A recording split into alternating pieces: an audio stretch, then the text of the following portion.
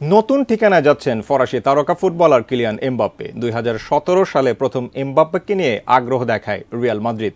তবে ওই সময় রেকর্ড দ্বিতীয় সর্বোচ্চ দামে মোনাকো থেকে পিএসজিতে যোগ দেন বিশ্বকাপ জয়ী এই ফুটবলার।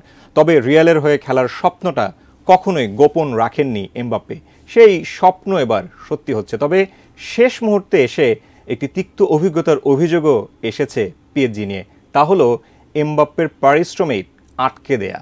বিস্তারিত ইমতিয়াজ আলমের রিপোর্টে। ফ্রেঞ্চ জায়ান্ট পিএসজি থেকে বিদায় পর্ব আগেই সেরে ফেলেছেন কিলিয়ান এমবাপ্পে।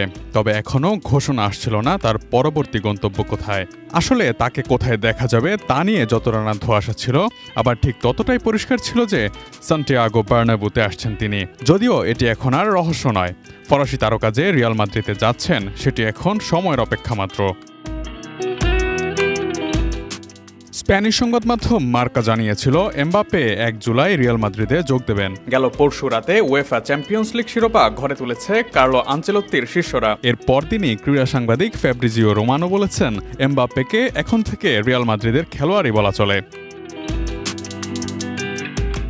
ফুটবলারদের দলবদলের খবর আগাম জানিয়ে দেওয়া নিয়ে সাংবাদিক রোমানোর খ্যাতি রয়েছে। এই সাংবাদিক রবিবার 2 জুন সামাজিক যোগাযোগ মাধ্যম ফেসবুকে বলেন, চুক্তি হয়ে গেছে, এখন রিয়াল মাদ্রিদে যোগ দিতে প্রস্তুত কিলিয়ান এমবাপ্পে।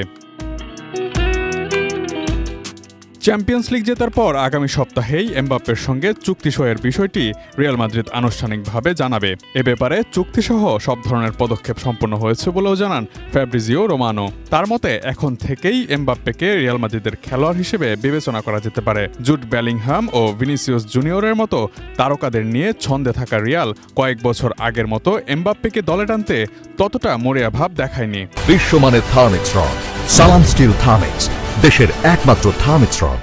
তবে পিএসজির বিরুদ্ধে আছে এক গুরুতর অভিযোগও। দলের সেরা ফুটবলারকে বিনামূল্যে ছেড়ে দিতে রাজি নয় পিএসজি। তারা এমবাপ্পের এপ্রিল মাসের বেতন ও ভাতা আটকে দিয়েছে বলে জানা গিয়েছে। ফরাসি সংবাদ মাধ্যমের খবর অনুযায়ী বেতন ও ভাতা মিলিয়ে এপ্রিল মাসে 8 কোটি ইউরো বা 724 কোটি টাকা পাওয়ার কথা কিলিয়ান এমবাপ্পের, সেটি আটকে দেওয়া হয়েছে। ক্লাবের তরফে আগেই নাকি এমবাপ্পেকে এমন হুঁশিয়ারি দেওয়া হয়েছিল।